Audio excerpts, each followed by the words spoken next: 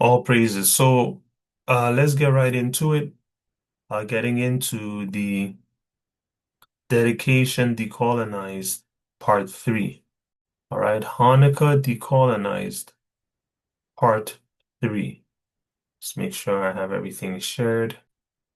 Okay, that's good. What do you got here? All right. Everyone can see my screen.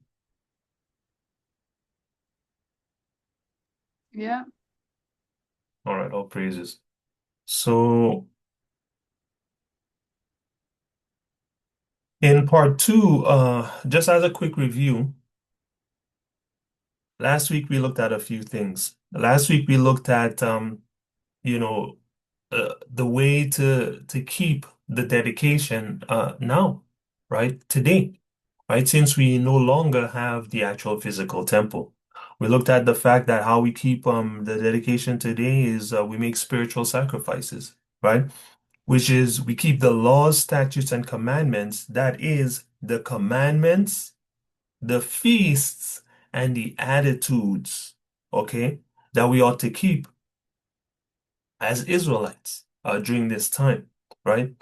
Um, we also looked at the fact that we prioritize the temple of Yahawah, right? This is one of the spiritual sacrifices that we can make in order to keep the feast in spirit and truth, right? We could prioritize the temple of Yahawah by putting Yahweh's people and his business first. And let me tell you, man, hey, when you don't put Yahweh's business first, he shows you what happens. We looked at it last week. He said, you gain, but it's like you're putting it into a bag with holes, man. You can't get ahead, right? And if this is not what's happening to the so-called Negro today, I don't know what the hell is. The Negro gets an education, the Negro works hard, the Negro saves, the Negro does all kinds of planning and has businesses and I'm talking from the poorest to the richest, man, right? And can't hold on to nothing, right? Because Yahweh is not in the plan, or Yahweh is not first in the plan. So whatever they earn, they put it into a bag with holes. They lose it, right? And sometimes overnight, right? Look at Diddy, right? I have some personal examples of people in my own life. They can't hold on to nothing because they're not putting Yahweh first. Even Jews walking in this truth, right? They say with their mouth they're walking in the truth, but they're not actually putting Yahweh first. So I see them earn and not be able to keep, right? And how long will I speak to people without ears to hear? Well, Yahweh tells you how long. He says, after the second admonition, reject, right? But I've certainly spoken more than twice, right? In any case, we ought to prioritize the temple of Yahweh. Put Yahweh's business and Yahweh's people first on your list, right? Also, last week we looked at giving to the temple, right? We looked at the fact that it was mandated that men give 2 days' wages a year according to the minimum wage, right? To the congregation of Yahweh. Since we don't have a temple, we have congregations now. It is mandated that a man contribute 2 days' wages according to the minimum wage to Yahweh's congregation annually, right? So the men ought to put themselves in order and make sure that they do that, right? We also looked at the fact that others who are not the men of the Most High, children, women, should give what they decide. And our strategy was to save up a separate purse of alms to give in this congregation. So nobody has to hold anybody else's money, man. Right? Now, the parents can obviously do this for the children, if the children understand and be willing and able. But the general direction in this congregation is that everyone should have their own alms bag that they keep, right, to be able to give and do things for the Most High's feasts. and according to his statutes and commandments as well. Statutes and yeah, statutes and commandments as well, right? And laws. Thirdly, we also looked at the fact that we should lay aside arms for the saints, right? Now, I don't know if I brought out the scripture on this, but Paul says in the New Testament, yes, I did. Paul uh, talked about in the New Testament the contribution for the saints, right? So you have an annual one that's due of the men, and then you have Paul was doing weekly contributions, man, right, in order to help out all the saints. So as for you, you ought to lay aside in your own alms purse weekly or when you get money, right? According to your means. Always put something aside for Yahawah's works and the works of his congregation first, man. Put that aside, even if it's small, and have it there, just like you have your savings, so that you can use it when it comes time to do the Most High's works. Okay, so those are the things that we looked at last week. Making spiritual sacrifices, prioritizing the temple, and giving to the temple. Okay. So this week, we're gonna start by kind of continuing last week's last point of cleaning up Yahweh's temple, right? We looked at the first point of cleaning up Yahweh's temple, which is to guard your mind. Okay. The Most High says, guard your mind, man, because it's the wellspring of life. Guard your heart, the words say, but the meaning is guard your mind, because your mind is the wellspring of life. Last week we looked at um, avoiding stress, right? In Philippians chapter 4, verse 6 to 7, and letting people know that, like, yo, stress will literally kill you, right? I was on my deathbed because of stress, right? And so the first point we looked at last week was um, guarding your mind, ensuring that you're not stressed out. Practicing, in Greek terms, mindfulness, man. What is that? That's the attitude that it is what it is. Yahawah has done what he has done. Do not force the course of the river. Say what you got to say, express yourself, and then see what happens, right? And what happens is what happens, and it is what it is, right? You can't do anything about it. This is how it was supposed to go. The movie is already written, right? We looked at seeking the kingdom first and all the things in it, and seeking the kingdom first, and all other things will be added unto you as well. All right. So these were the two things that we looked at as far as guarding your mind. Okay. So keeping stress low and keeping Yahweh as priority number one. Okay.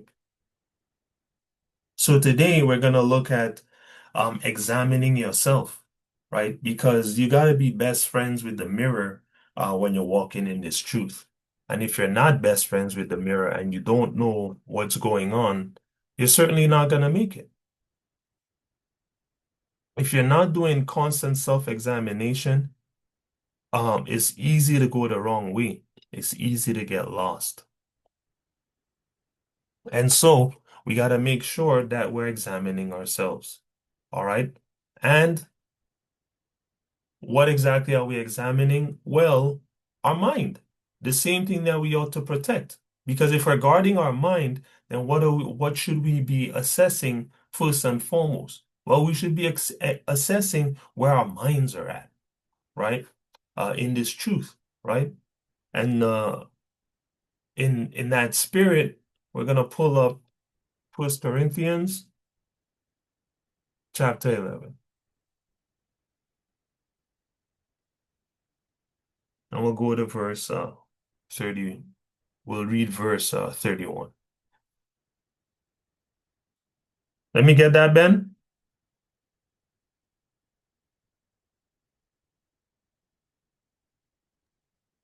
For if we judge, for if we would judge ourselves, we should not be judged.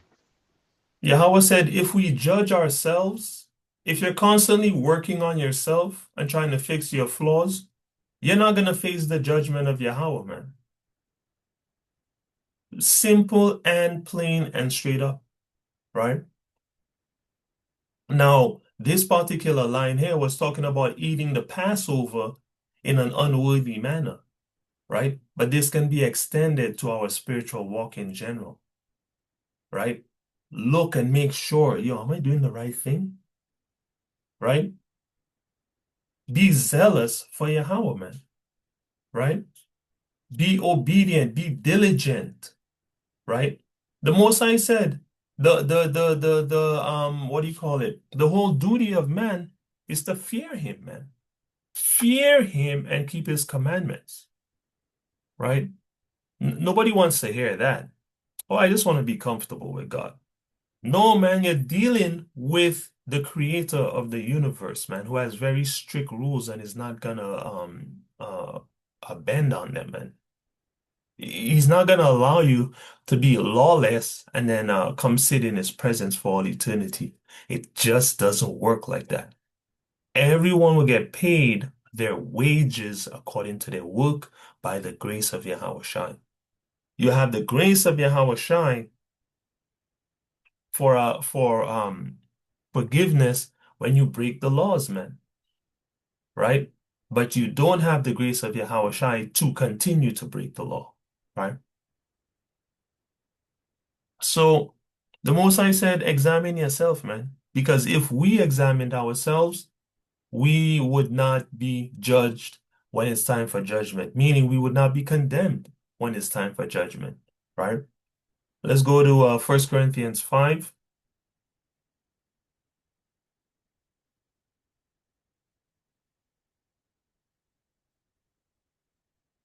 And we'll get 11.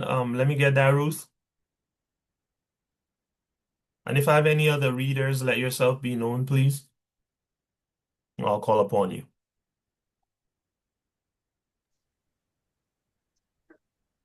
Um, but now I have written unto you not to keep company. If any man that is called a brother be for for Read each of the words, please. Do not skip the words. If any man that is called a brother be be a fornicator right, or covetous or an idolater idolater, which means he or worships other gods. Go ahead. a railer Mm-hmm. Someone who's or always fighting. Go ahead. a drunkard Right? or Somebody who's always drunk. Go ahead. an extortioner. Extortioner, right? So you can't threaten people with violence in exchange for money, man. You can't live like Al Capone out here. You can't say, oh, well, this is my block. This is mostly talking about organized crime. You can't say, oh, this is my block, and in order to run your shop here, you need to give me $50 a week. And you're not the landlord or landowner. You can't illegally come and what do you call it, demand wages from people, man, or payments from people, right? Under threat of violence. Okay, go ahead. Um, for then must he needs Excuse go me, out. excuse me. You did not finish 11, Oh, with such an one, no, not to eat. right? With such an one, Yahweh say don't even eat with that man. Okay, and we know the same applies to our sisters. So The word from Yahawah is don't keep company with fake Israelites. If I want to put it if I gotta put it plainly. He said if somebody call himself a brother or a sister, but they still fornicating, they still greedy, okay, living according to the worship of money, okay, over Yahweh, right? If they still an idolater, right? Sorry, covetous, greedy, idolater, worshiping other things over the Most High, including the money, right? Or their family or uh, their friends, they're just putting other things above Yahweh, right? Their job, right? Their entertainment, right? If anybody say they're a brother and they just love to fight all the time, man, or they're just a damn drunk, right? Or they're living the thug life, man. The Most High tell you, don't associate with such a person, okay? And then he tells you, why in verse 12, why would I judge people that are not in the congregation of the Most High? So like those people have nothing to do with me. They're not keeping the law, statutes, and commandments, so I don't have nothing to say to them. But to those that are keeping the law, statutes, and commandments, we have to pass judgment upon them and see, is this person doing the right thing or not, man? And if they're not doing the right thing, stay away from them, right?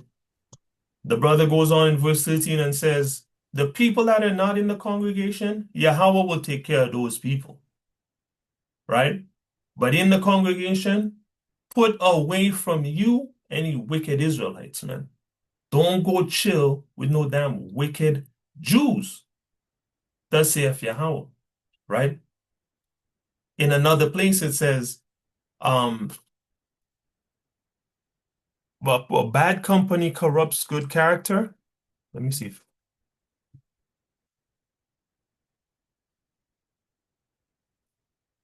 Second. That's why Yahweh don't want you to deal with these people. 1 Corinthians 15:33. Be not deceived. Evil communications corrupt good manners. This is just a weird sort of 1611 translation. Okay. Here's the gist of it. Be not deceived. Where is it? Hold on one second. Let's just pull it up on Bible Hub.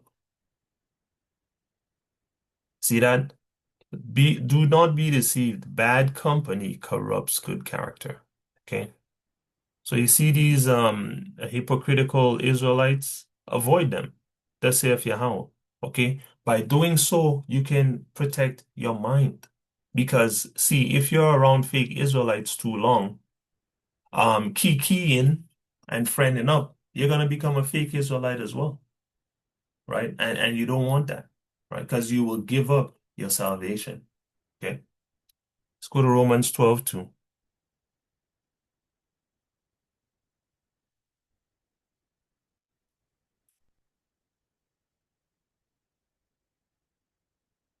Let's get that, please, Sister Kira.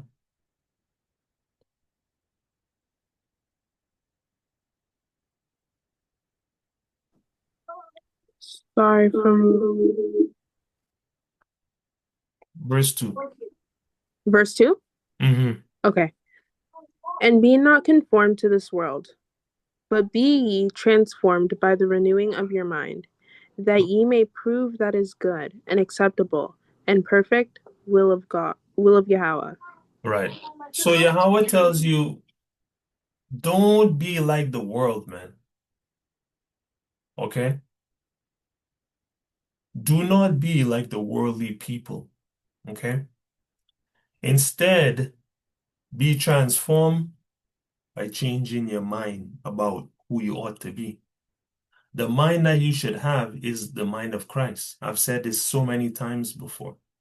You need to get out of the Greek mind and get into the ancient mind. You need to become an ancient person walking in this present time.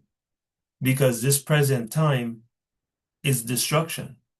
And if you have the mind of the Greek, you have the mark of the beast. The mark of the beast is the mind of the beast. Do not walk around here with the mind and the deeds of the beast, man. Become your ancient self. Why? Yahweh tells you so that you can examine, right, and know what is the good, acceptable, and perfect will of Yahawah. And Yahawah says, be perfect, for I am perfect.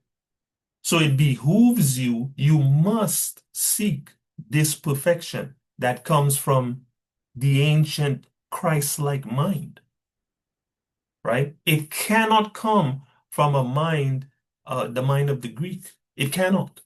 You can't be half in, half out, 3/4 in, 1/4 out. It doesn't work like 7/8 in, 1/8 out. You need to totally convert your mind. In another place, Yahawah says, as you Israelites try to put a new wine in old bottles, man. He said you're gonna ruin the wine and burst the bottle. Both the wine and the bottle is gonna perish. You need to put new wine in new bottles, the new wine being the new teaching, the new bottle being the new mind.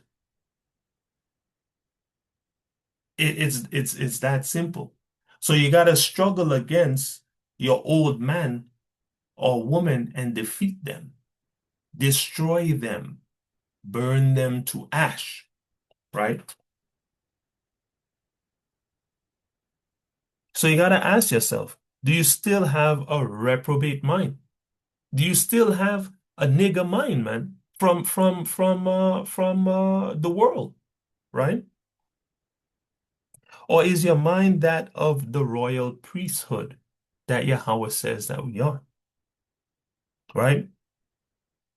Some time ago, I encouraged you guys to learn about your trauma because this work, in this time, remember, it's not miraculous work we're dealing with, okay? As far as powers go, you're not gonna see the earth crack open and these kinds of things. What you're gonna see is Yahawah give you guidance, and his guidance create fruit in you and change you as a person. So some time ago, I asked you guys if you could name your trauma, and I encouraged you guys to go and find out how to name your trauma, right? Because trauma destroys the mind. You see, Satan knows victory begins in the mind, and he also knows defeat begins in the mind. You see that? So what does he try to do? Destroy your mind. He tries to put you in environments, jobs, mindsets, give you books, give you food, everything to destroy your mental. Because once he has your mental destroyed, you're finished. So you aiming to resurrect, to heal, and to strengthen, you must strengthen your mind. What is your trauma? Right? If you still don't know, you need to find out because your trauma creates certain attitudes in your mind, certain blocks in your mind that can prevent you from listening, from being obedient to the law, statutes, and commandments of the Most High. That keeps you in cycles of destruction and disobedience, you know? And you gotta, if you don't know, you can't escape. Because I told you guys this before and I'll tell you again. I was in a bad relationship and afterward was ruminating. The person's name was repeating in my mind all the time, and I had no clue. And I was like, wow, this person is this person driving me insane? And then once I found out what the actual occurrence was, it stopped because I was able to pinpoint it, name it, know it, and therefore defeat it. This is real life work. Okay. So can you name your, right? If you still can't name your trauma, certainly you got work to do to be able to name your trauma and defeat it, man, right? Protect your mind. These things are demons, man. Trauma those are demons, right? People might have put on you from physical abuse, sexual abuse, mental abuse, emotional abuse. These are demons that people have implanted deep within your psyche that you need to purge out, right? To make sure that you're clean before the Most High, right? Let's so you have that. Beyond the mind, or I guess as a result of the mind, you gotta look in the mirror and ask yourself, do you still dress, talk, behave, and think like a Greek, or have you transitioned to the ancient royal way, right? You gotta ask yourself these things and be honest, right? Let's go to Deuteronomy uh chapter 4 and we'll read verse 5 and 6.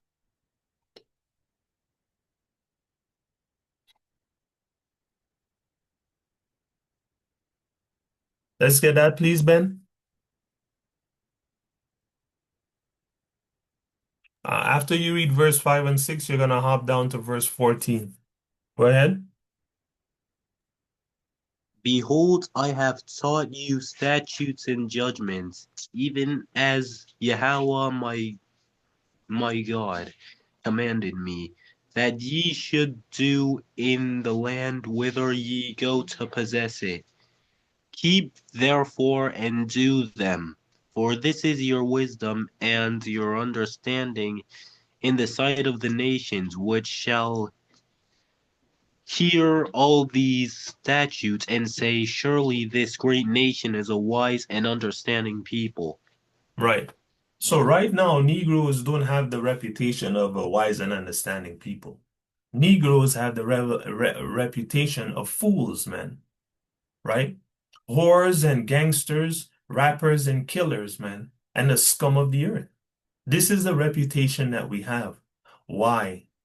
Well, because we didn't keep the statutes and judgments of Yahawah. We did not keep the lifestyle that Yahawah gave us to live, man. Yahawah gave us a swag, a royal swag. You learn how to live according to that swag by paying attention to the statutes and the judgments. Um, for example, somebody steal your stuff, they got to give you, I believe it's 4 or 5 times back what they stole.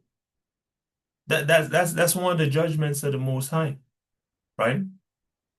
Um, a statute. Your wife is on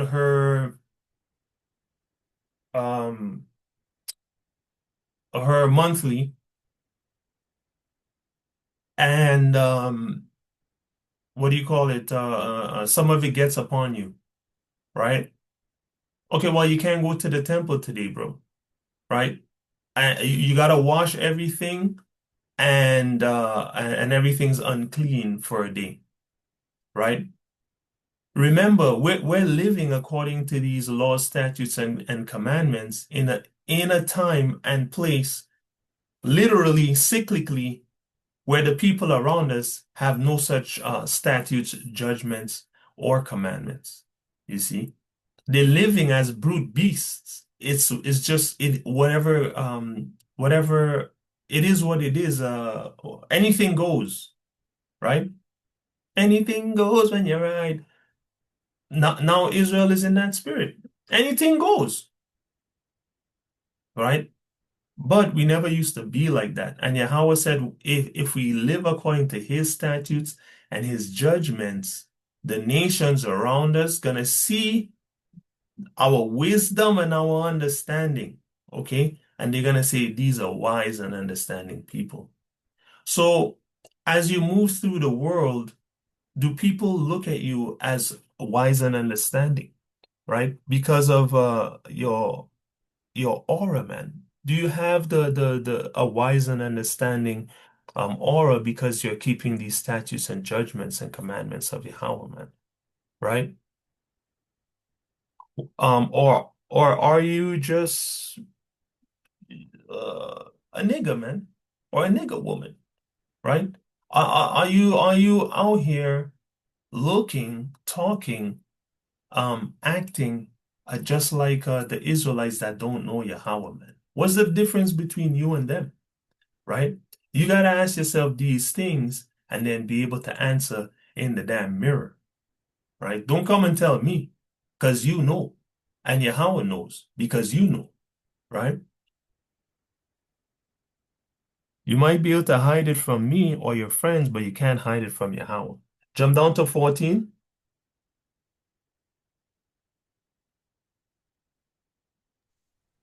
And Yahawah commanded me at that time to teach you statutes and judgments, that ye might do them in the land whither ye go over to possess it. Right. So, in addition to the commandments, which are mentioned in verse 13, Yahweh give us a lifestyle to live. And some Israelites believe it's enough to just sort of keep the commandments. But the commandments is just the beginning, man. You got statutes and judgments to keep as well, right? You got feasts to keep, right? You got a culture to keep, man. There's a way to marry. There's a way to complain about and bring your grievances before people, man, right? We have ways to do everything that are righteous, you know. And if we're not doing those things, I mean, what are we really doing? If we're not being Hebrews, we're certainly being Greeks. Uh, it's just that's just the other option, right? Because who has the world in a bind, living in a complete and total illusion? Well, it's Satan. And if you're not walking according to the ways of the Most High, you're certainly walking according to the ways of Satan. There's no in between, you know. Yahweh don't deal with the lukewarm, as we know. Let's go to Jeremiah 10, classic.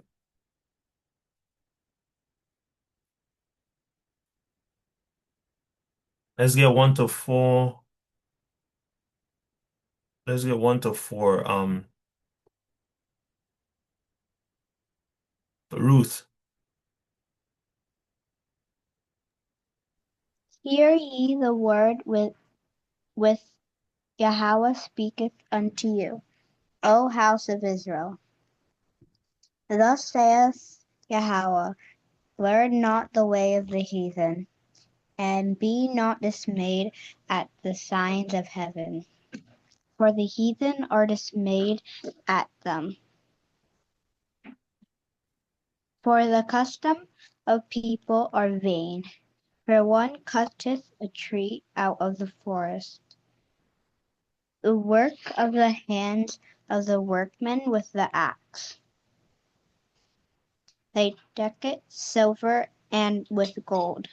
They fasten it with nails and with hammers, and it move not. Read on. They are upright as the palm tree, but speak not. They must needs be born, because they cannot go. Be not afraid of them, for they cannot do evil. Neither also is it in them to do good. Right. So Yahweh tells you here, first and foremost, don't learn the heathens' ways, man. And we learn the heathens' ways. We have the heathens' thoughts, attitudes, and therefore we practice the heathen ways of living, right? The mind of the beast is still there within our minds, and it takes a lot of work to separate it, right? That's why during Christmas, you'll still find yourself singing Christmas carols, man. You understand? Hey, you might not even want to sing the Christmas carols, but understand that this is brainwashing. This is a real thing, okay? This is Satan working on your mind, you know. So the things that you can consciously resist, you ought to resist, right? Because they will create in you action to resist. But if you haven't resisted in your mind, you're still overcome, right?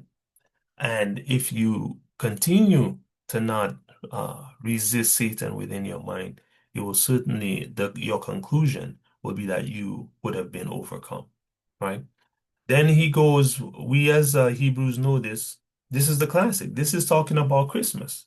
And you can add Revelation 11, I believe, verse 9 and 10 to this as well. The man tell you straight up, don't celebrate Christmas, right? That's the only holiday where people deck trees with silver and gold, fasten it with nails and hammers that it move not, and be not deceived. This is an ancient feast. You could go look it up yourself. Okay? It's not new. All right, the heathen been doing this, okay? And it's all to celebrate the spiritual destruction of the Negro, man. I mean, I even saw, I don't know how true it is. I haven't done my research on it yet, beyond the video, but I saw Nathaniel, Bishop Nathaniel come out with a video talking about how they modeled Santa off of a certain pope, right? And when they first were keeping Christmas in the Roman Empire, I believe in the so-called Renaissance, the Pope had with him his helpers, which were called Black Peter, man. Black Peter.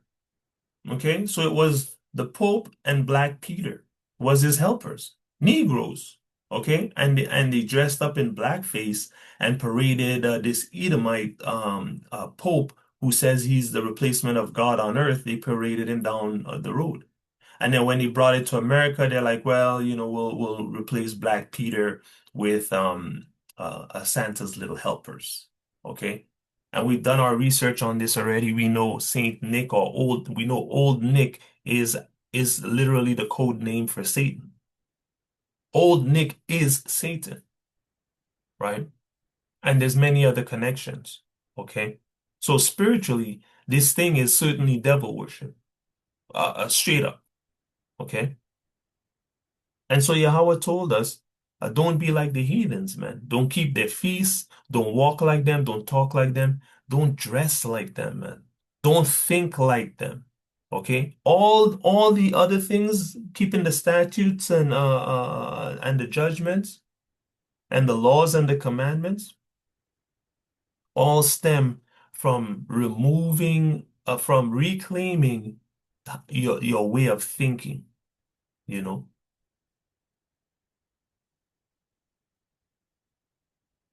Let me show you guys a little bit in the historical record,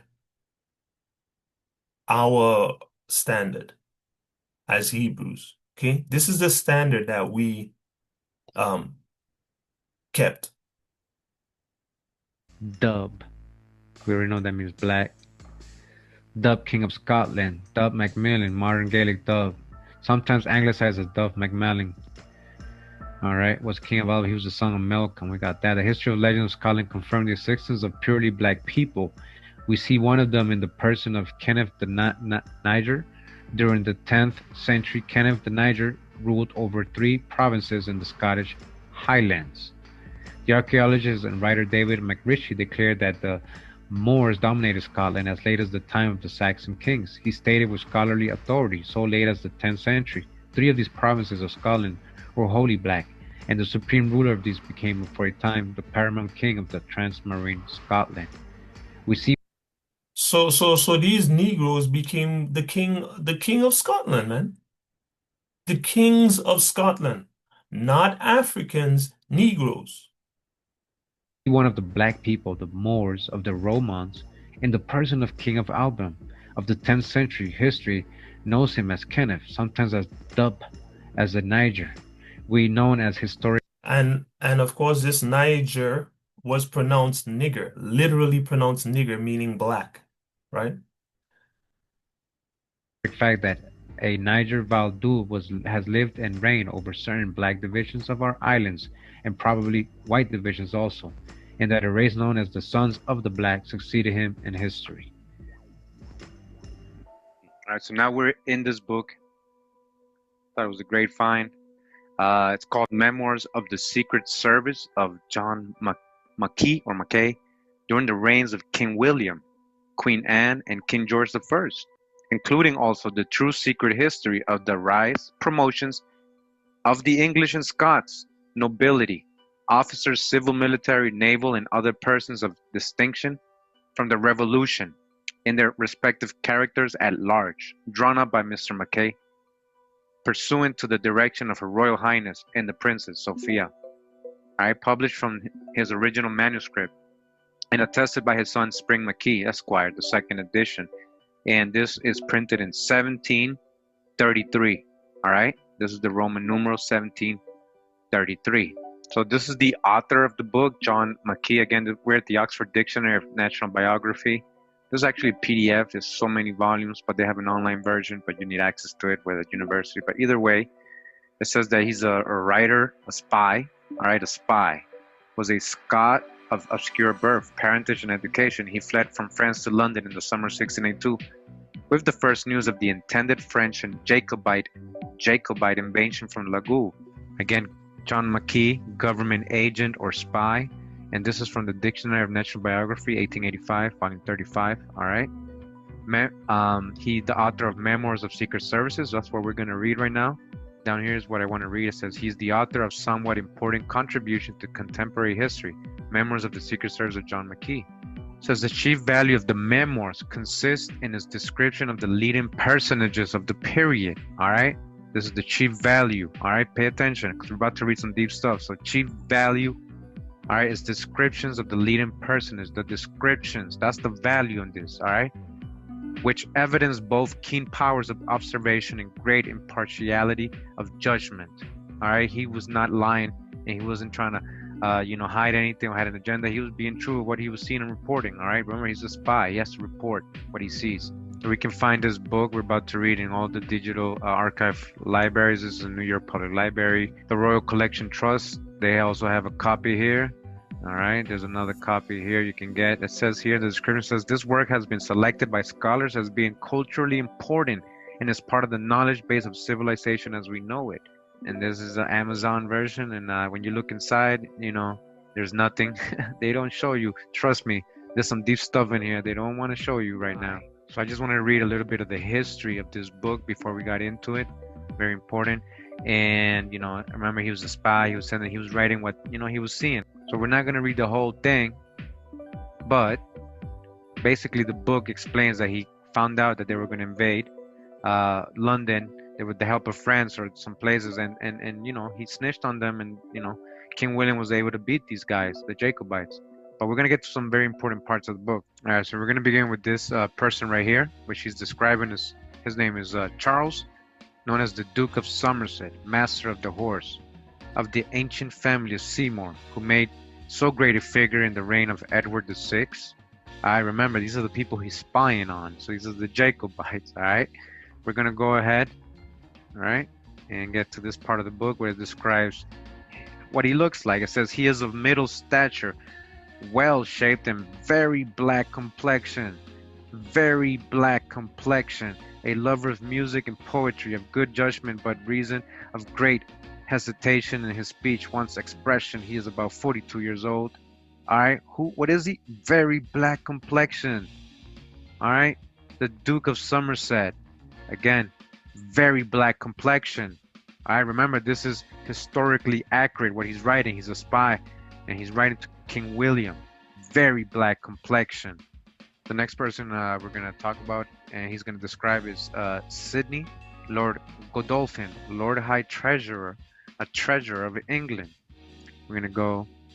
All right, so it talks about him. It says he has an admirable, clear understanding of slow speech with an awful serious deportment, thus more than he promises an enemy to flattery, show and violence of very hard access, but that being equally deemed to all degrees of people, makes it supportable of a low stature. Then, with a very black and stern countenance, near 60 years old. All right, he's very what? Very black. All right, the next person here is Daniel, Earl of Nottingham, Secretary of State. It says that he has also the exterior air of business and application enough to make him very capable, and his habit and manners very formal. A tall, thin, very black man. He's a very black man, like a Spaniard or a Jew, about 50 years old, like a Spaniard more, or like a Jew, like a Moor. He was a very black man, a very black expression, right? To these books by Lee Cummins. A lot of you've seen his books, you know, The Negro Question, and there's like about 6, 7, 8 parts. The world history that is being taught in the classrooms omit the existence of the Black Scots, Black Irish, Black Brits, Black Italians, Black French, or Black Europeans that were sold directly into. There they are. Philip III, Louis, Duke of Burgundy, Louis the 15th, Leopold I, Marie Antoinette, Madame Royale. The American slave plantations. Again, let's hear that again. Black Italians, Black French, or Black Europeans that were sold directly into the American slave plantations. Again, what have I been saying? Who was really coming in over here in ships by the thousands and thousands and thousands? That was Europeans, both black and pale-skinned Europeans. Not just black, all right? But also not just white. So it says, dodge that hijack, okay? The Edomites came here as indentured laborers, okay? Criminals sent to the Caribbean to work to death, all right? Or to repay debts, all right? Negroes came as cattle or chattel. Here, the Scottish kings of England. All right, so here he has a picture of King James. All right, so this is an image he has here of King James. All right, so he got a little curly hair and stuff. So they're showing here. So James, by the grace of God, King of England. All right. He says, I know that this image of a black King James can be a little confusing because of your Western education, but this is the truth that is known by the rich and the elite in the world. That was the reason I paraded all of the English historians and professors before I got into the bowels of this book. I had to get your mind ready to receive the truth. King James came from a long line of black Scottish Stuart kings, the Stuarts. 343 years of rulership in Scotland. The Stuarts not only ruled in Scotland, they ruled France, Spain, and Ireland and England, Britain, and Wales. King James was able to rule all of these lands because of all these people were of Iberian black descent. All right, so were all they from Iberian, or did some of them come from Atlantis? Okay, and there you can dodge his hijack where he talks about essentially America being the Middle East, which is just madness. Okay. So what do you call it? I brought this out to show that we were literally the royalty King of of the land, man. Right? Let's see here. 1 second. Very important. And I remember he was a spy. He was yeah, okay. I think that's all I want on that. Okay. So all this is saying, we set the standards for royalty, man. Remember that. Okay. Before Esau, how do I put this? Before Esau went to the caves, his father was a peculiar man, all right, and had peculiar ways, holy ways, righteous ways, royal ways, Okay? When Esau was under the boot of David, they saw royal ways. Okay? Yeah, there's no other way to put it that I can come up with right now. They saw royal ways. They saw what it meant to live as royalty, to think as royalty, to act, to speak as royalty, to be royal. Okay? They copied these things and built it into their kingdoms, man. Okay? Of course, with a total disorder, right? But we set the standard for royalty.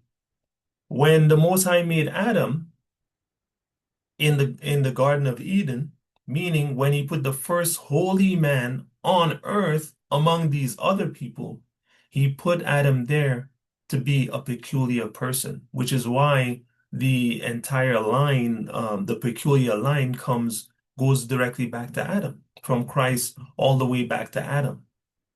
This holy line has always been on earth to show people God's standard, right? So, is that what you're showing in your life? Does your life reflect the Most High standards? Do you walk, act, dress, speak, live, think according to the standards of the Most High?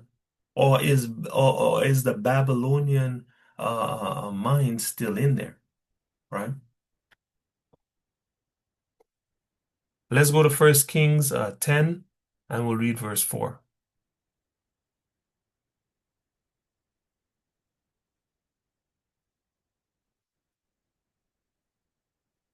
Let's get this, please, Sister Kira.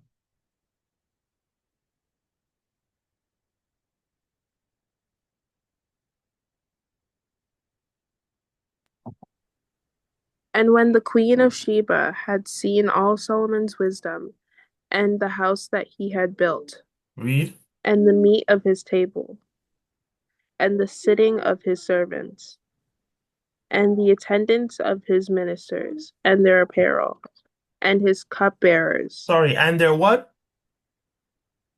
and their apparel. And their apparel. So I'm not just making things up, man, to talk. Even the people them clothes was different from the regular heathen then. Okay, so Queen of Sheba comes and sees all of these things, including these men's clothes and how their servants were going in, right? And look what happened. Go ahead. And his cupbearers, and his ascent, by which he sent up unto the house of Yahawah. There was no more spirit in her.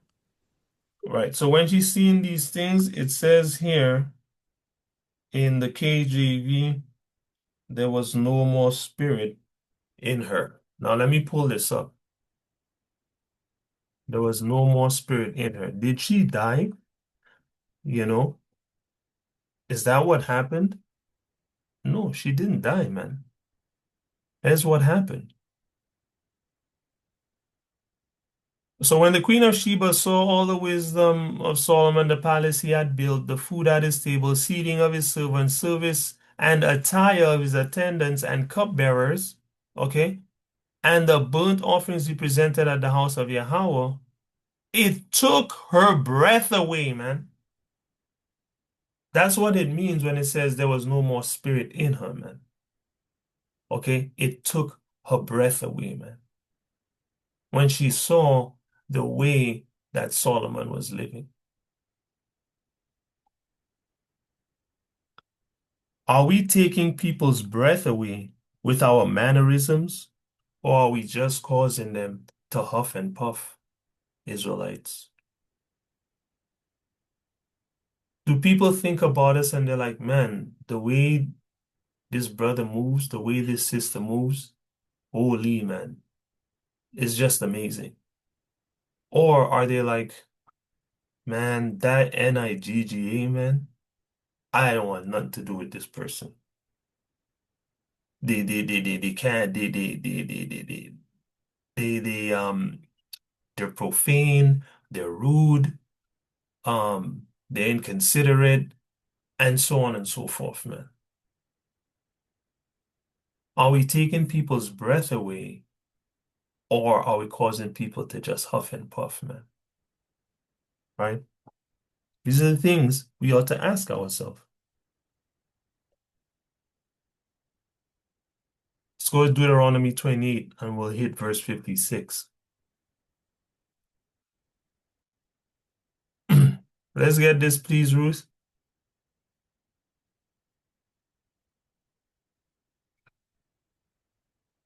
It's fine.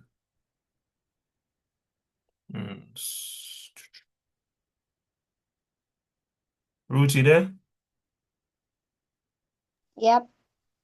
Read verse 56 for me, please. Actually, hold on. Let me just pull up the KJV.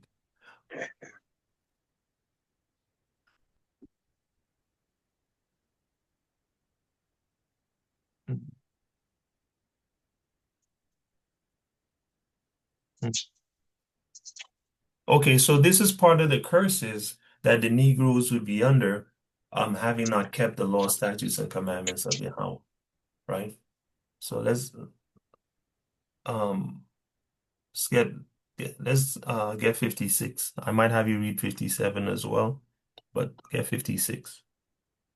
The tender and delicate woman among you, which would not venture to set the sole of her foot upon the ground for de de delic de delicate. You just read this word here, and this is the same word just with a suffix. Delicateness Yeah. and tenderness. Mm-hmm. Her eye shall be evil towards the husband of her bosom, and Bosom. towards her son, and toward her daughter, Read. and toward her young one that cometh out from between her feet, Mm-hmm. That's and the toward babies. Read. her children which you shall bear, Mm-hmm. or shall eat them She shall for eat them. Go ahead. want of all things, secretly in the siege and straitness, Straightness, which means destitution, meaning you don't have anything. Go ahead. where with thine enemy shall distress thee in thy gates. Right. So the Most High said, even the sisters that were delicate and tender, okay? They were so the sisters were so delicate and tender. Hey, they don't even want to put their foot on the ground, man. Hey, where's my slippers? And they walking around daintily. The royal sisters with their daint and tenderness, man. Yahawah say now they're gonna start looking out for themselves, man. They're not gonna look out for their husband, their son, or their daughter, or their babies, or their little children. What she gonna do is she gonna use them. This is what it means that she's gonna eat them. This literally happened, okay? But spiritually, prophetically, when you look at this today, is the black woman eating her children, man? Is the Negro woman eating her children? Well, no, she's not. At least not here in the West. Maybe it's still happening in the East, literally. But this also has a spiritual meaning.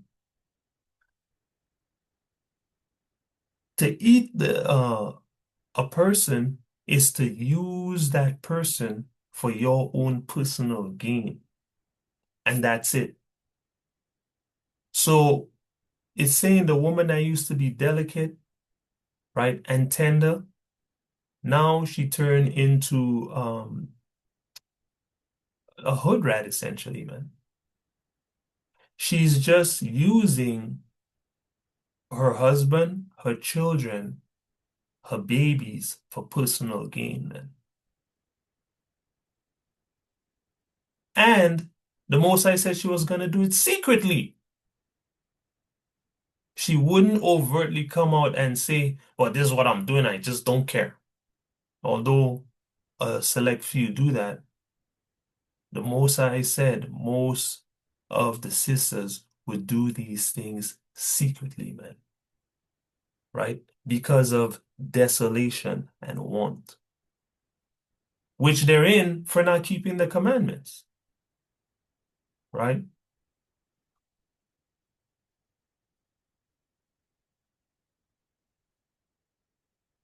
So you gotta examine your own mind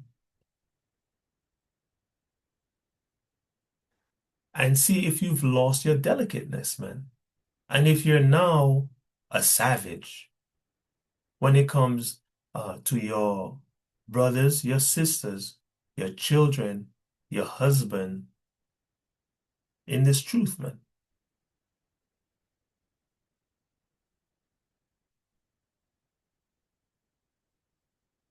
Let's go to 1 Peter chapter 3 and verse 6.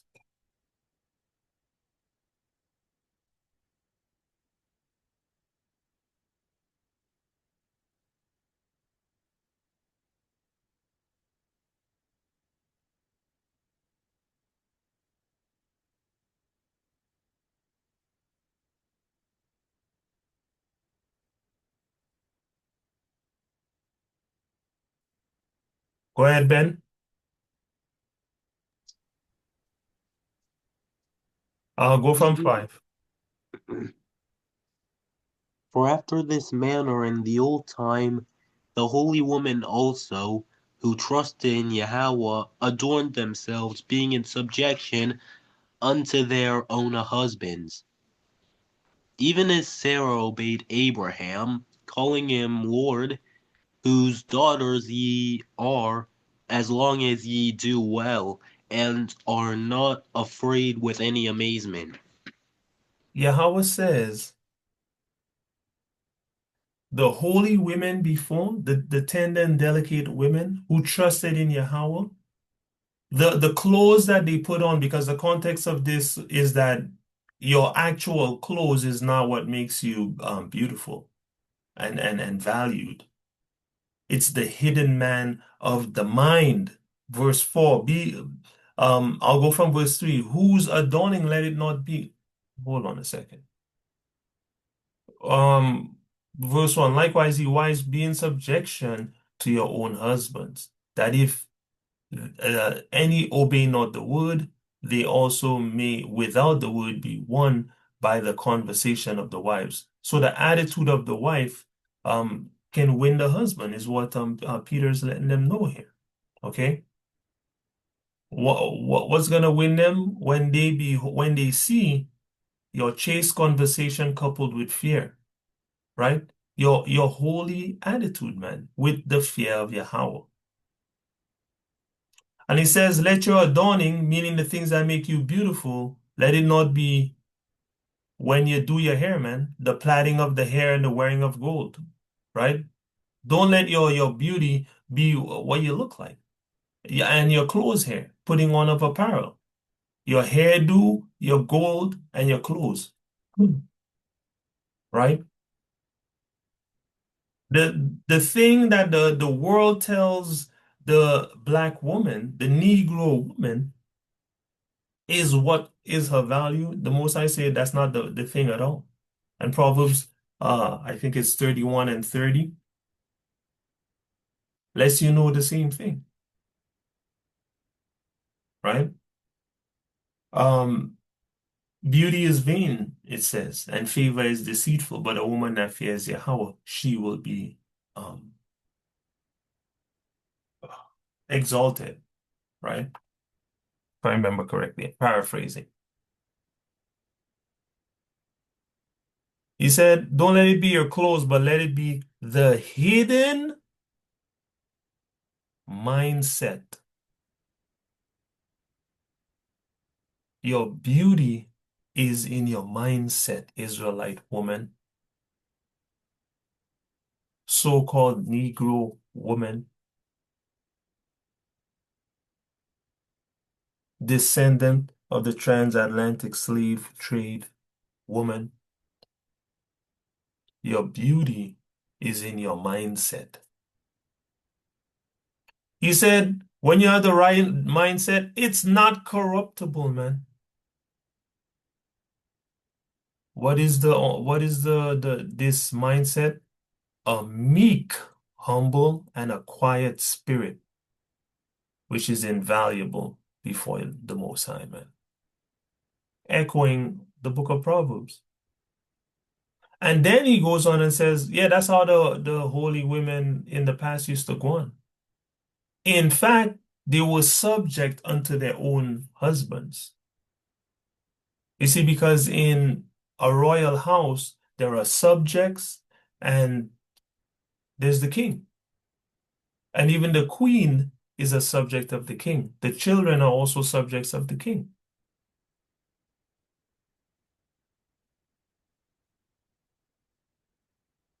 Everyone serves in this kingdom. The king is also a servant. In fact, the king is the king because of his service, and we'll attack that in a second. He said the holy women that trusted Yahawah. So this would be the sincere Israelite sisters. They adorn themselves with meek and quiet spirits and were obedient unto their own husbands, were subject unto their own husbands, man. Right? I remember in another place the scriptures say, be subject unto your husband in all things. Yeah, that includes your money too. Nobody wants to talk about that. I personally don't care about that.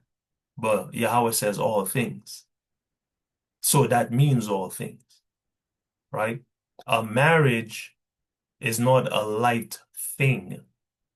Our sisters are out here laying down with Tom, Dick, and Harry without no marriage, or picking a husband just because maybe you have things or he's pretty or some stupid superficial reason, not realizing. And even in the truth, a sister might pick a brother because he looks good, but you don't realize you're bound to this man till he dies. You're actually, for lack of a better word, you're a subject of that man. That man actually owns you, and they don't realize this and go put themselves in all kind of situations that they don't want to be in.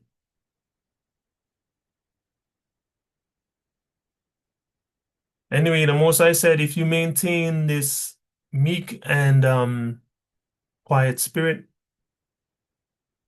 and subjection unto your husband, the Most High said you're just like the holy women. Because Sarah was 100 years old and had youth.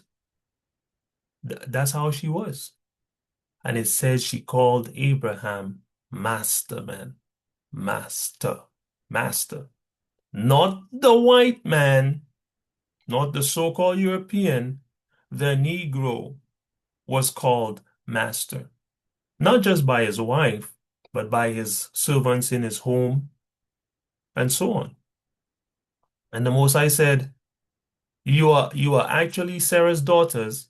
You're following the same example. You're doing the right thing. If you're not fearful of living with this particular mindset and having your actions follow, that's when you're the daughters of Sarah. If you have the right mindset towards your husband. If your husband is your master, man.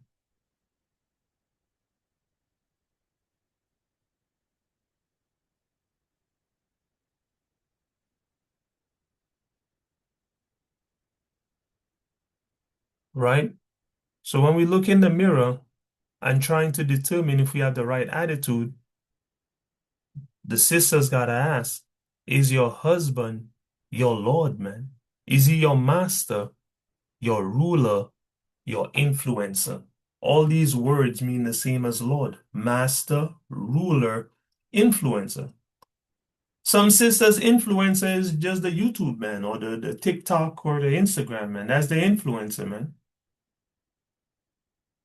Where whoever wrote a book, that's the influencer, man. When the influencer is supposed to be their damn husband, you know?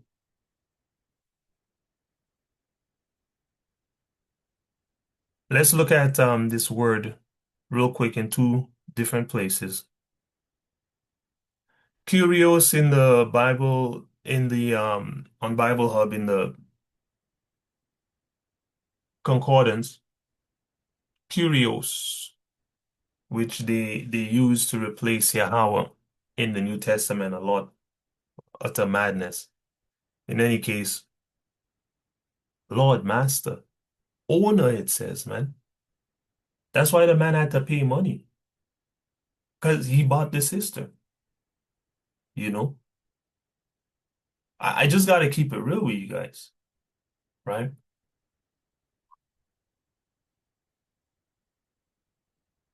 I think that's what I wanted here. Lord Theatre, yeah.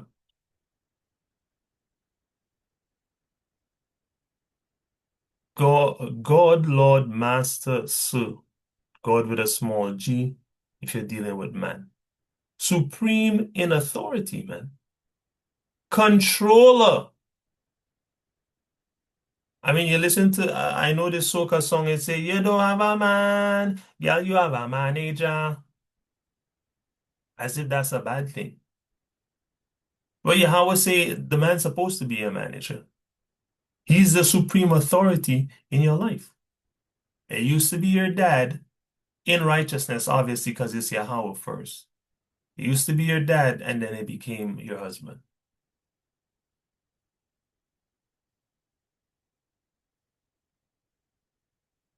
Properly, a person exercising absolute ownership rights, man. Lord, which is what Sarah called Abraham, man. Okay, I think that's all I want on that here. Says sir here as well. You know, interesting, right? Curios is translated as sir. Very, very interesting. He to whom a person or thing belongs, about which he has the power of deciding. So this is serious business, right? And we ought to treat it that way. Now hear that. Now, I think that's, they don't want this here. Yeah, this is just a second witness, all right, from the Oxford Dictionary. Someone or something having power, authority, or influence, a master or a ruler, a leader, a chief, a superior, a governor, a prince, an emperor, king, sovereign, monarch, commander, captain, overlord, suzerain, baron, potentate, liege. That's why they used to say my liege, right? Okay. Here's the kind of lord we don't want. Someone acting in a superior or domineering manner towards someone else. Because you always say, love your wife, right?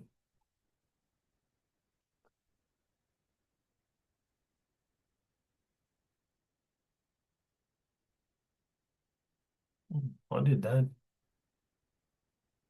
It's weird. All right.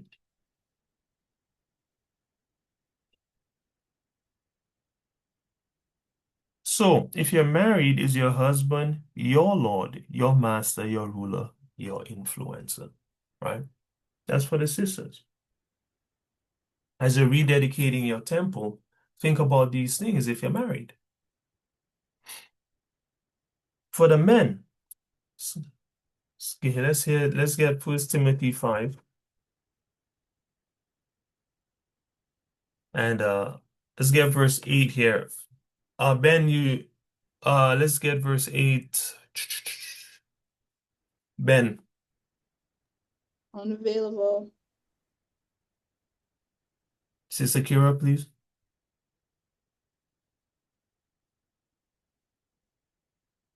Verse 8. Yeah. But if any provide not for his own, and specially for those of his own house, he hath denied the faith, and is worse than an infidel. Let not a widow be taken into the No, number that's it. of It's infidel. infidel. So the Most High said, if anyone provide not for his own, and especially for those of his own house, man, he's he's not an Israelite. He's not walking with Yahawah, man. He's not walking with Yahawah Shah.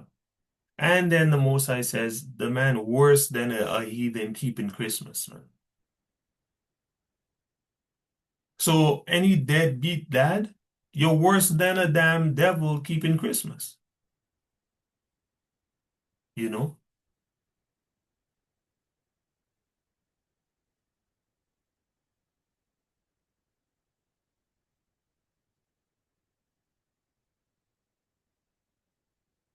Remember, we just looked at this whole concept of a Lord. Where is it? Let's see another of the meanings of Lord. So for the men, are you the breadwinner of your home? That is also the meaning of a Lord. Let's go here. Check this out, family. Lord, master of a household, ruler, feudal lord, superior, husband, also God translating Latin dominus, okay? Greek Kyrios in the New Testament, Hebrew Yahawah, okay? Well, this would be modern Hebrew Yahweh. Old English, watch this. Halaford is a contraction of earlier halaf weird or weird. Literally, one who guards the loaves, man. So it's a shortening of a longer word that means the guarder of the loaves.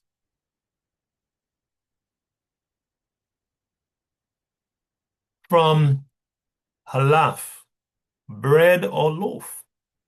Okay? The modern monosyllabic form emerged in the 14th century. Okay, so before the 14th century, it was halaf weird or halaf weird or halaf weird, whichever. I'm not sure how to pronounce it. Probably butchering that. It says compare lady etymologically, the bread kneader. So you have a man protecting the bread, and you have somebody making the bread at home. And old English lafeta, halafeta, household servant. So everything was around the bread. The household servant is literally the loaf eater. So you have the loaf protector, the loaf kneader, and then you have the loaf eater, which is the servant. Okay? For a lesion of the verb, compare hawk, head, blah, blah, blah. Okay. All right. So I wanted to show that to ask the brothers to reflect on whether or not you're guarding the loaf in your house, man. Are you bringing in the bread? Or you just eating the bread, man? Are you just a bread eater, man?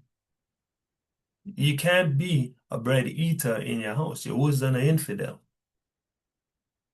right? You gotta find a way to bring bread, to guard the bread, protect the bread, provide for your house, man. Is this easy in Babylon today? No, but it must be done by any legal means necessary, right?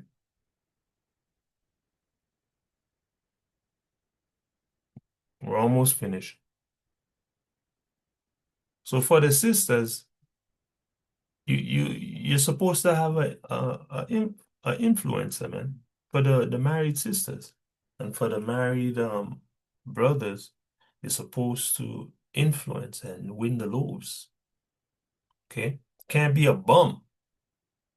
It's not allowed, right?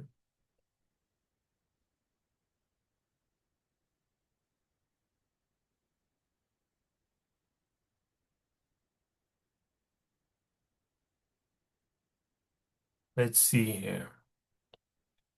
Let's get 1 Corinthians 13. So as you examine yourself to see where your mind is at, these are the things you got to check. See if you're playing your role on the team, man, right? For everyone, you got to see if you're maturing in this walk as well. You know, are you still a child spiritually, even though you followed Yahawah for many years? Or have you grown into an adult in this truth, right? Let's go to 1 Corinthians 13.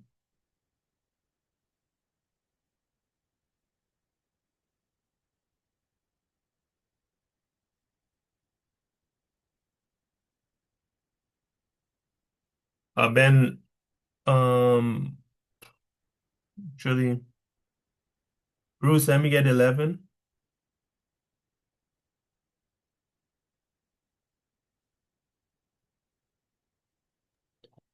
When I was a child, I speak as a child.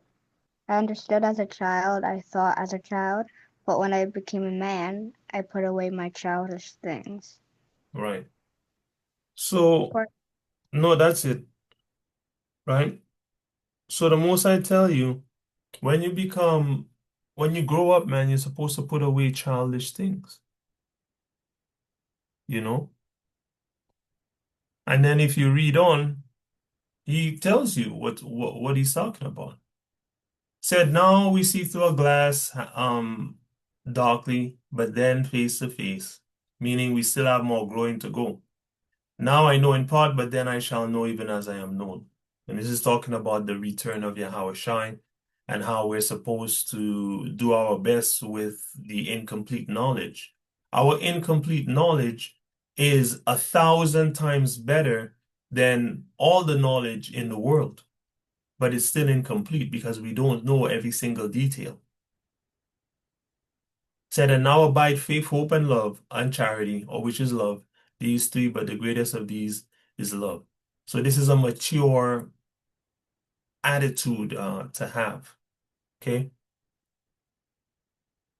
We're not out here battling people about doctrine, man.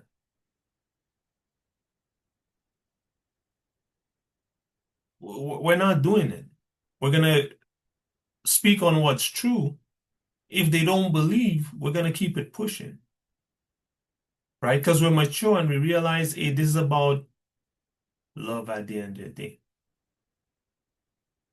And you can't love nobody unless you love Yahawah first. I believe that's 1 John 5 and 2 and 1 John 5 and 3. Right? The point being, we matured spiritually, man. We're not dealing with the same foolishness we were dealing with when we just came into the truth. Let's go to Hebrews 5.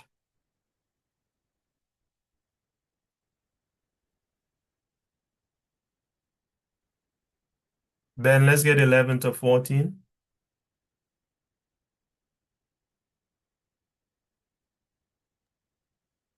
Of whom we have many things to say, and hard to be uttered, seeing ye are dull of hearing.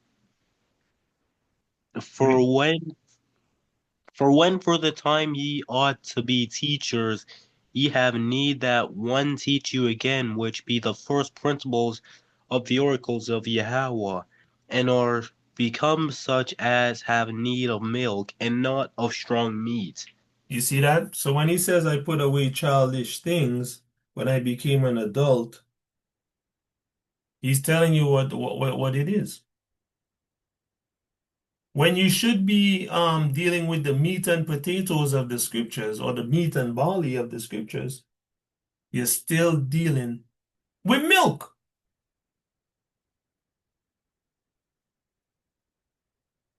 And this is not good, you know. Read. For everyone that useth milk is unskillful in the word of righteousness, for he is a babe. But Say that strong again. meat, Read that again. for everyone that useth milk is unskillful in the word of righteousness, for he is a babe. Pause. The most I say, don't be out here drinking milk in your 13th, 14th, 15th, 20th year, walking in the truth, man. Right? Because if you're drinking milk, you're still a babe, you're still a youth, right?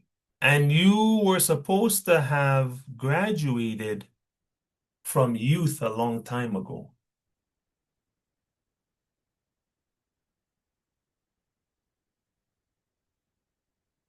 right?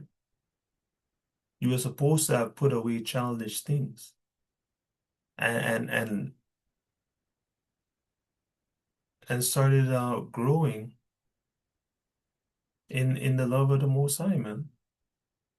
The love for your people. You already supposed to know the right doctrine. You're supposed to be doing the right thing as well. By this time, how long you really gonna take, man? How long you gonna flail about without any skill in the words of righteousness, man? How long you gonna not know,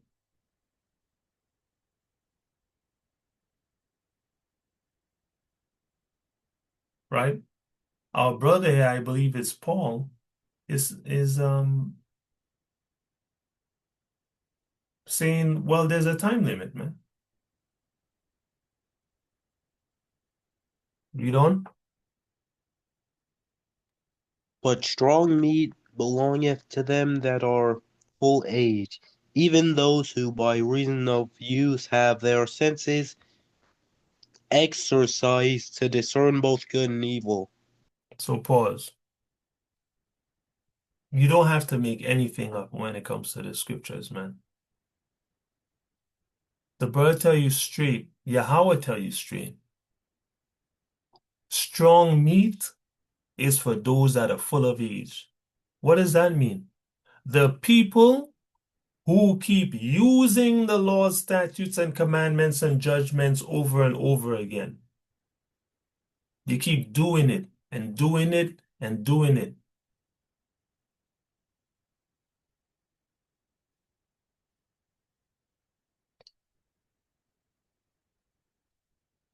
He said those are the ones that the strong meat belong to because they keep action, action, action, practice. They throwing punches, throwing punches, throwing punches. Before you know it, when they throw a punch, it hit you like a ton of bricks. It's the same principle. You shoot, you shoot, you shoot until it's automatic. You study, pray, apply, you study, pray, apply, you study, pray, apply until you're floating. You don't even walk on the ground no more. Spiritually. The Most High is sending you all kind of deep meanings, understandings, and secrets, man, of how to get things done. Because you've been chewing and chewing and chewing, man. Your jaw strong now. See, by doing all the practice, now your senses are exercised. You're sharp. Sharp for what? The discernment between good and evil, which Israel as a nation has a big problem discerning, especially those who claim to walk in the truth. This is why the Most High said, and I brought out in the beginning of this lesson, don't walk with hypocritical Israelites, man. Leave those hypocrites where they be at. Does that mean don't show your brothers love when you see them, hail them up? No. Don't hide your face from your people. But that's not your company that you keep, man. You don't hang out with hypocrites, man.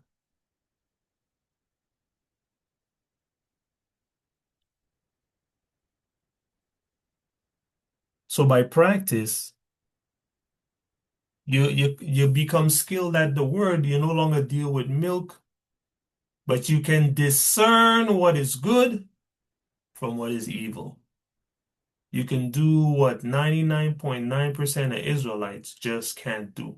They cannot discern good from evil.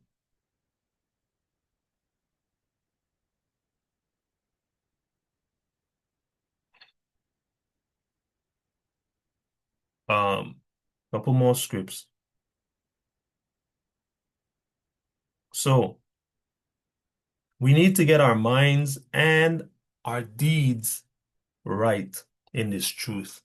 If you get the mind right, if you get rid of the mind of the beast, you will get rid of the mark of the beast. If you don't have the mind of the beast, you will not do the actions of the beast. We need to get our minds and deeds right in this truth. What are we still holding on to in Babylon and why? What are we really still holding on to in Babylon, man? And why? Because there's nothing good here. Nothing. Not the food, not the water, not the people, not the work. Nothing's good in this place, man.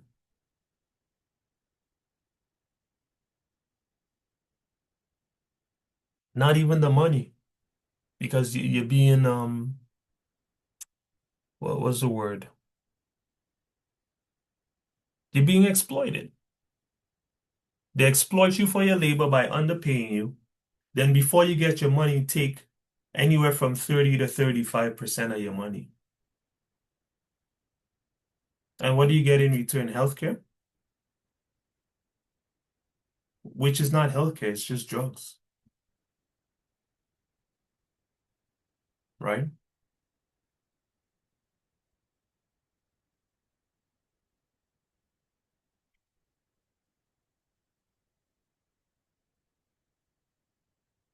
And you still have to wait God knows how long at the doctor office. What are you holding on to in Babylon and why? Let's get 20 to 32 here in Luke 17, please, Sister Kira.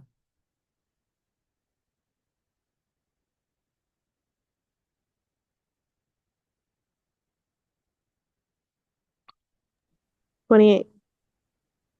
Likewise, also as it was in the days of Lot, they did eat, they drank, they bought, they sold, they planted, they builded. But the same day that Lot went out of Sodom, it rained fire and brimstone from heaven and destroyed them all. Pause. Notice I keep telling you guys, get out of Babylon. This scripture literally says, the day Lot left Babylon. That was a real thing that happened. Lot left the place. In fact, angels were sent to tell Lot get out of here because I'm gonna burn up this place. Leave. I keep telling y'all the same thing. Get out of Babylon. Get out of the midst of Babylon. Get out of these cool countries. At the very least, get out of the middle of the damn city. It says, as soon as Lot left, it rained fire and brimstone, and the Most High destroyed everybody in Babylon. So what are we really holding on to in this place? Convenience? Like, I don't, what is it? Yahawah is going to destroy everything in this place, right? And I don't want you to be part of that destruction. Will you be part of that destruction? Only Yahawah knows, but we have precedents of how the Most High does things. We have His guidance. We can see what He did in the past, and He required that which is past. So if He did it before, He's going to do it again. We have the clues, but it still takes faith, right? So Lot left, and the same day, Yahawah destroyed all the damn Babylonians, right? And then what does He say after that?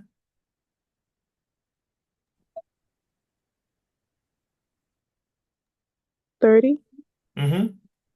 Even thus shall it be in the day when the Son of Man is revealed. Pause.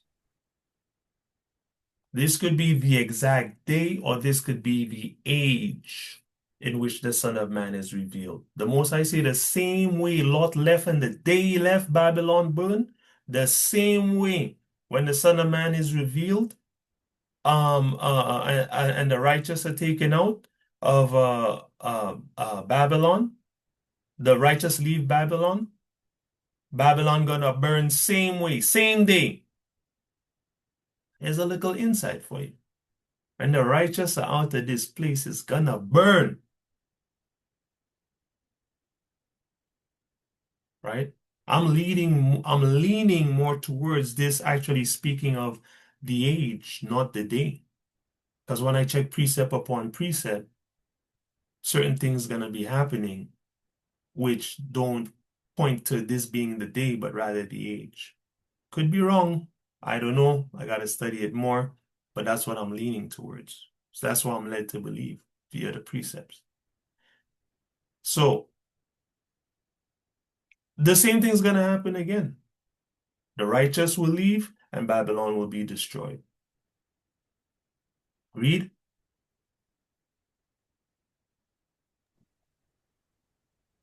In that day, which in that day, he which shall be upon the house top, and his stuff in the house, let him not come down to take it away.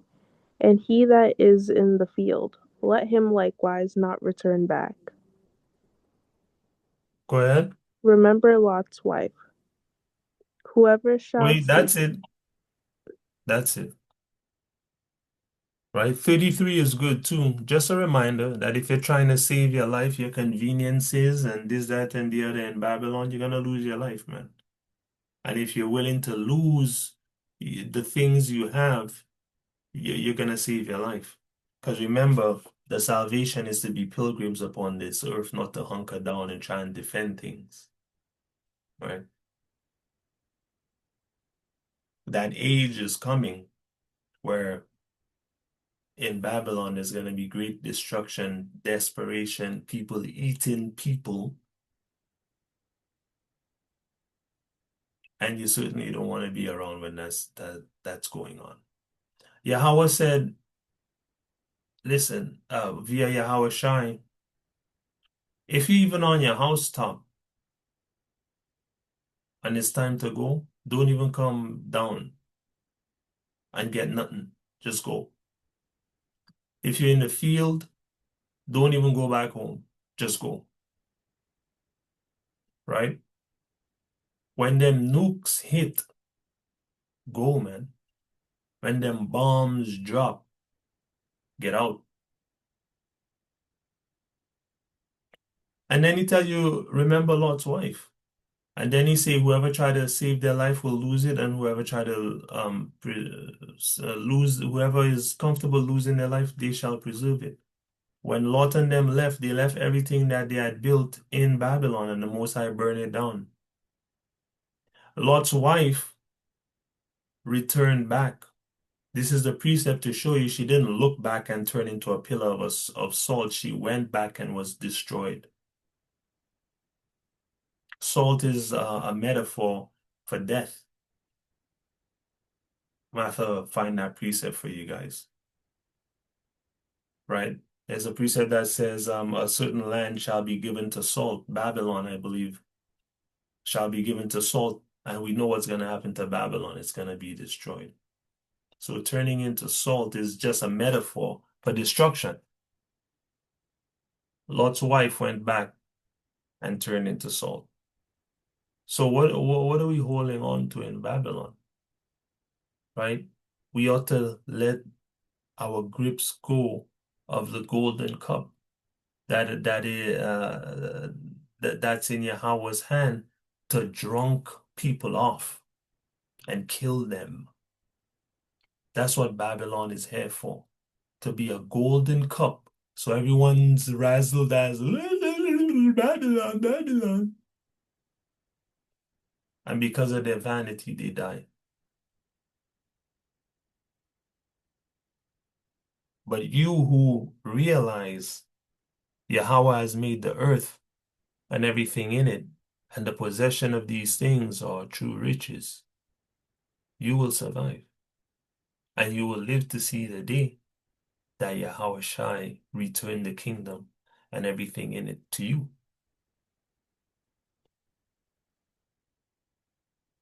So,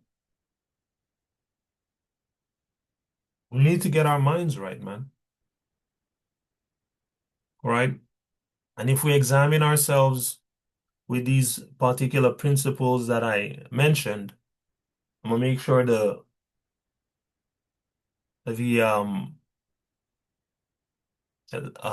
lesson is available so you can review it. If you go through these things and examine yourself, you will have an easy time renewing and rededicating your temple to Yahawah, man, for this feast, right?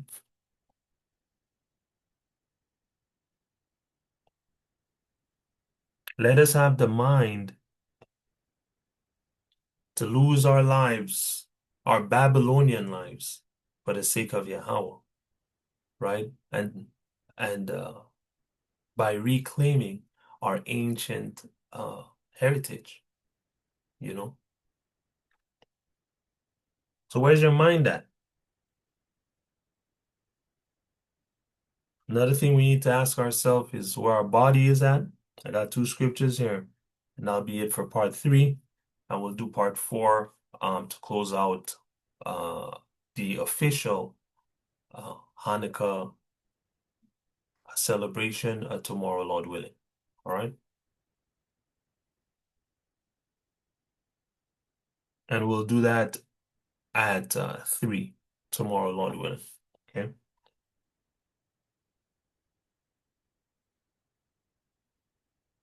Yeah. Okay.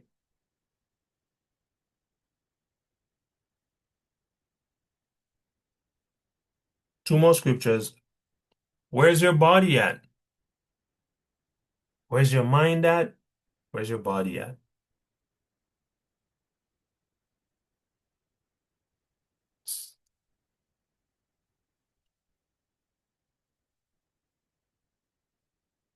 Get Sirach 30 and verse 15.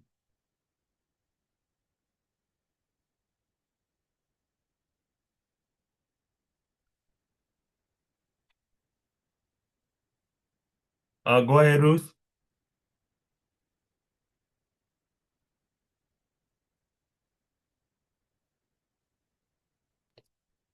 So before we start reading, I just want to say, so ask yourself, have you neglected your sleep, your exercise, your nutrition, or your labors um over the last couple of months? If so, you gotta fix up, right? You got work to do, right? You need to get to work if you're not working. You work on your nutrition, right? Exercise, get some rest, right? Take care of your temple, right? Because the scriptures say anyone destroy Yahawah temple, Yahweh's gonna destroy them. Let's get Sirach 30, 50, 15 to 16. Go ahead. Which one? Verse 15 to verse 16. Health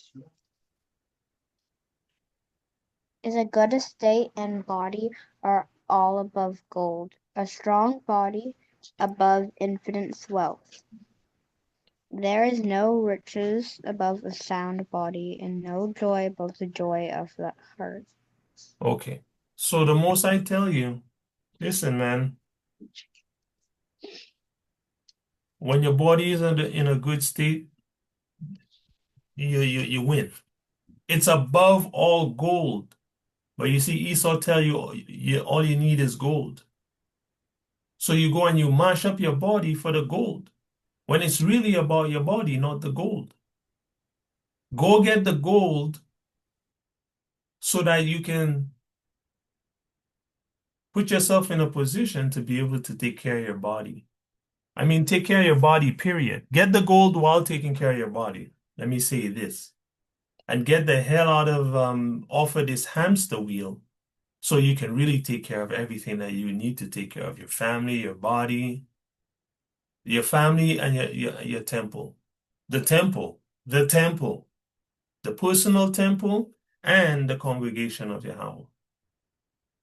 Because as long as you're running on the hamster wheel, something's falling behind. Then he tells you there's no money above a sound body. And then wrapping up what we've been talking about, where your mind is at, he said there's no joy above the joy of the mind. When you're in a good head, when your mind is in a good place, when you're in a good headspace, that's what I meant to say. It's a beautiful thing. So do what you gotta do to get your body in a good place and to get your mind in a good headspace. Protect that, Yahweh said. Hey, listen, man. Many times you're gonna have to protect your mind and from people. You may have to protect your mind from the people in your house, man. So let's keep it real. Hebrews be stressing us out, man. Don't be defeated. Take a moment. Sometimes all you need is a walk outside. Sometimes all you need is some time alone, right? Take charge of making sure you're in a good headspace, you know? Your body will benefit because stress kills and a lack of stress heals. Good sleep heals. Exercise heals. Verse 17 tells you death is better than a bitter life and continual sickness, man. So if you're in a bad headspace, it's better to die, the most I tell you. If you're always sick, it's better to die. So protect these two things, your health and your mental health. People want to talk about mental health. They just reach. Yeah, how have been tackle these things. This is millennia old. But this is the hypocrisy of Esau, man, and his evil kingdom. He mash you up and then pretend to be your doctor, man, and just give you drugs and make money off of you. Just want the gold. because whoever has the gold makes the rules. That's his philosophy. Last scripture. Sirach 18:19.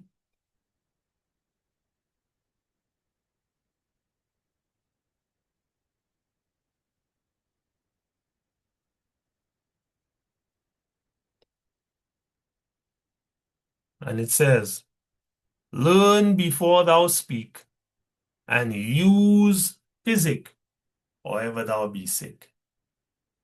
Right? I said this before. This is just a reiteration. The most I say, exercise a bit, man, or you're always going to be sick. Okay? And before you say anything about the subject, learn. Okay? Be willing to sit and learn before you want to open your mouth and talk. All right? And go on like you know something when you don't know nothing. Better to cover your mouth. He tell you when you don't know. Right? And exercise, man, or you will always be sick. Right?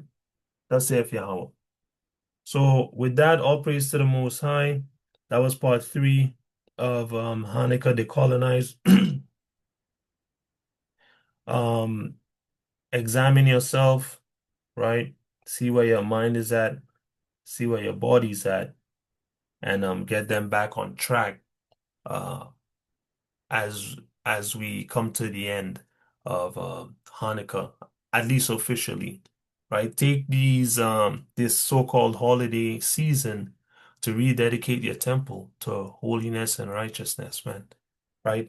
Tomorrow, Lord willing, I'll have a couple practical steps for you guys, and of how to build up the temple of Yahweh. Okay, some more practical steps on how to focus on building up the temple of Yahweh. All right. So with that, all praise to Yahweh via Yahweh Shai. To those that are watching this video, who are Negroes, you guys are the Most High's holy people, the biblical Israelites, and you must return to his laws, statutes, and commandments, or you will continually be crushed under the weight of your enemies. And in a little while, you shall surely be crushed under the weight of America falling upon you, because it's you it's going to fall on.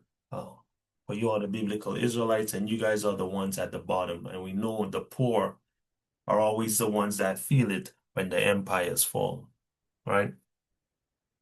For the sincere strangers out there who are not of the Most High's holy people, you must leave religion and come learn under the tutelage of the Most High's people, the so-called Negroes, so that you can learn the right way to serve him. And that's pursuant to Psalm 147, verse 19 and 20, and John chapter 4, verse 20 to 24. All right. And many other scriptures, man. Baruch chapter 4, verse 1 to 6 tells you, and then Romans chapter 9, verse 1 to 7 tells you this book and everything in it is for the Negro, right? And of course, to the oppressor who has destroyed the world and the people of the Most High has reserved for you death and destruction, and you shall surely have it at his hand. Hallelujah.